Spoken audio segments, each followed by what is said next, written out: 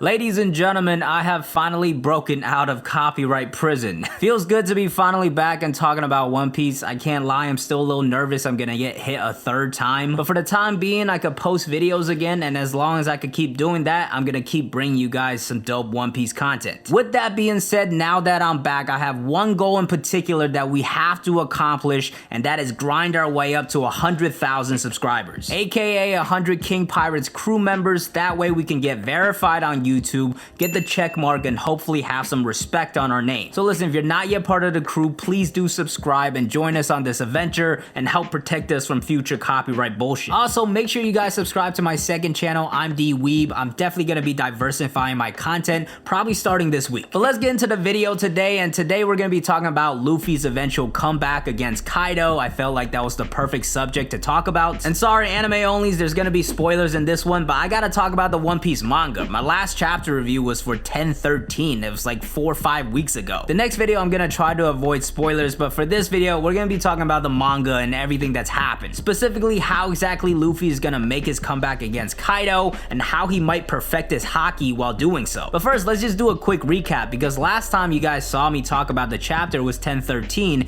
and in that chapter Luffy had fallen off of Onigashima after getting clapped by Kaido once again. And since then the story hasn't exactly gone the way a lot of people predicted. Even personally, when I saw that chapter happen, I kind of wondered, is this like a shift in like the raid failing and like everything's gonna start to go bad from this point forward? But it really hasn't gone that way. The Straw Hats and the Alliance have stayed strong. Some of the Straw Hats have gotten their Wano matchup set up. Some of them, like Nami, have won their matchups. You have Tama turning the tide as well. So ever since Luffy's supposed defeat, the Alliance hasn't really slowed down. And of course, the most important thing that we found out about was that Luffy is still good to go. He talked to Momonosuke through the voice of all things, which we'll talk about in a little bit when we get to Luffy's powers. But essentially, he let Momo know that he was okay and that he's gonna make his comeback against Kaido. So even though we had some pretty devastating things happen, like the supposed deaths of Kiku and Kinemon, I would still say things for the Alliance are still moving in a positive direction. And honestly, I would say based off of what we're seeing so far, this seems like stuff we've already seen before. This feels like the part of the arc where Luffy takes an L and he falls down and he has to climb his way back up to bounce back against the villain. Like against Crocodile, he lost multiple times. Even against Doflamingo, he had to climb the hill to get to Doflamingo. And right now it feels like one of those situations as opposed to one of these like devastating losses that he suffered. And honestly, I think it's a good chance that Luffy's recent loss against Kaido was more of a just like a mini reality check as opposed to the entire raid failing. Even when the moment first happened, you had everybody commenting that Mr. Morge took a big W, but when you actually looked at what Mr. Morge's reaction was, he wasn't satisfied. He did not think that this was actually the raid failing. I get to the end,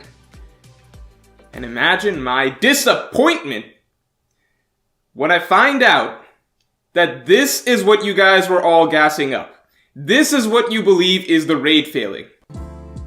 This panel means nothing. Did you expect me to come to this review with confetti and streamers and talking about how we were right all along? No. Morge's idea of the raid failing is still another level to this, where everybody loses, the entire Alliance takes an L. And so far I'm really not confident that's the direction we're heading towards, which honestly makes it kind of good if it does end up happening, because I will be quite surprised. Because right now if I had to bet on it, I would probably still think that Luffy just gets back up and has to make his way back to Kaido, and this way we get some more time to flesh out some of the other matchups that we're seeing. Not only the Straw Hats, but also the Scabbards, Tama turning the tide as well. We also have fights like Law and Kid versus Big Mom, which I really hope we get some serious development on. And I think now's the time for Oda to kind of set the stage for everything and really flesh out a lot of other stuff while Luffy's in the background. Of course, the raid failing could definitely still happen, but I think if it does happen, it would probably have to extend Wano to over 200 chapters. And right now, I just think that's less likely to happen. I can honestly even see a scenario where things kind of speed up a bit. Because one thing I'm still very curious about is whether or not Wano is actually going to be 5 acts. Of course, for the longest time, we've been speculating that it's going to be 5 acts because of its kabuki structure, but in the recent months there's been some talk about like how kabukis aren't always 5 acts, and it's felt like for a while that if Act 3 was gonna end, there were a lot of good spots for it to end on a climax, but so far it still hasn't happened yet, so maybe it's not actually gonna be 5 acts. This is definitely something I want to hear your guys' opinion on, so let me know in the comments below. But whether it's 3 acts or 5 acts, there should be still a lot of story left to Wano. You still got the Kaido backstory to flesh out, that's probably coming soon, and when Luffy finally comes back against Kaido, that fight, that's gonna be ridiculously long. Like, think about Luffy versus Katakuri and how long that fight was. I know they've been kind of fighting for a while, Luffy and Kaido, but when that final battle happens, I feel like Oda's gonna put everything he has into it. And that gets us to the topic of how Luffy's gonna make this comeback against Kaido. And personally, I believe that Luffy's power up and growth is really gonna be Haki focused. Pretty much that's been the entire thing that he's been learning throughout Wano. In the beginning, it was learning about armament Haki and how to make that better. And Oda even kind of swerved us with that because initially we were like, okay, he's gonna learn armament in this arc, and the next arc is gonna be Conqueror's Haki. But then of course against Kaido, he learned how to code his own attacks with Conqueror's Haki, so it wasn't just armament. And now he somehow figured out how to use the voice of all things, which also might be related to Haki. If the voice of all things is somehow related to observation Haki, that's essentially Luffy elevating every single element of his Haki. Now some of you are gonna push back against the idea of the voice of all things being observation Haki, but so far in the story we really don't have any confirmation of what it actually is. Very few people in the story so far have showcased the skill, that's why a lot of people think it's some sort of innate ability. The only people we've seen use it are Roger, Luffy, Momonosuke, and Oden. And also the powers of the Three-Eyed Tribe seems to be pretty similar to it, so based off of that, it felt like something you kinda had to be born with or something. But I think it's still possible that it's related to Haki in some way. Maybe it's like a combination of Conqueror's and observation Haki, because how Luffy has grown in Wano so far has been very focused on Haki, and I feel like the voice of all things kinda tying into that would be very fitting. But besides the origins of its powers, the thing I'm really more interested in is whether or not Luffy can actually use it in combat. In the recent chapters, we've only seen him use it to communicate with Momonosuke and also with Law's crew in the submarine. Now of course previously it's been used to hear Sea Kings and Zunisha and also be able to figure out the poneglyphs, so based off of what we've seen so far, it just seems like a way to communicate with different things. But I do think there's potential for the power to be even more useful now that Luffy has figured out how to use it. Maybe it can help him understand different things better, and one thing that like popped into my head was maybe it actually helps him with his Devil Fruit Awakening, because honestly the only way I see it being useful is like for him to be able to like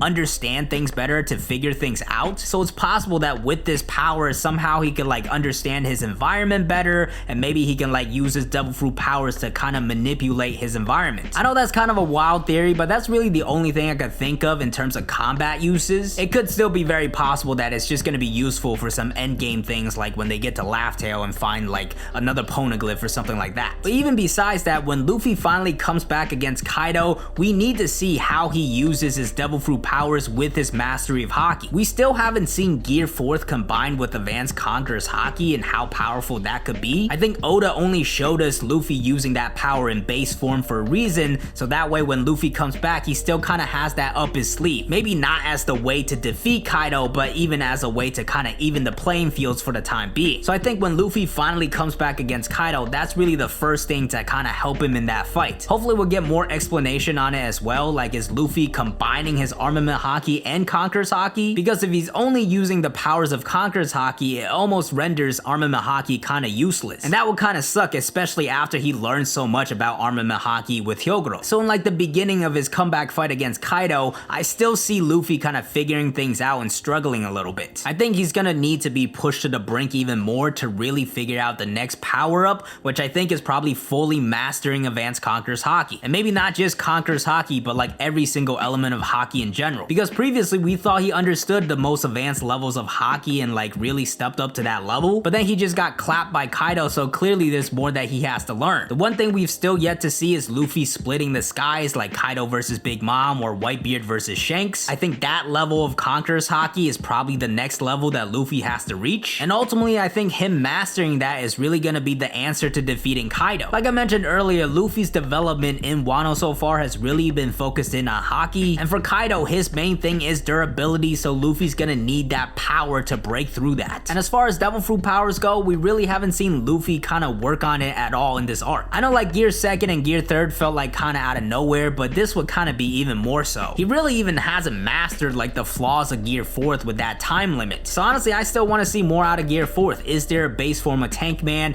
Can he last a little longer in that form? That combined with his mastery of Haki, I think that's how he's gonna defeat Kaido. And some of you might say it's way too early for him to reach that high level of Haki, but at the same time he's going up against Kaido, arguably the strongest person in the world. If Luffy's actually gonna defeat Kaido in this arc, he's gonna need that high level of Haki. And it's still gonna be fine in later arcs. I can see him meeting meeting up with Shanks and them kind of fighting to an equal level. That would be a great way to really hype up Shanks and show his power. And in the fight against Blackbeard, a person that's really collected devil fruits and focus on that element of power, I feel like that's probably the perfect time for Luffy to get a new gear and awaken his devil fruits. That's it for this video. Thank you guys for watching. Make sure to check out this video here if you missed it, and I'll see you guys next time. Peace.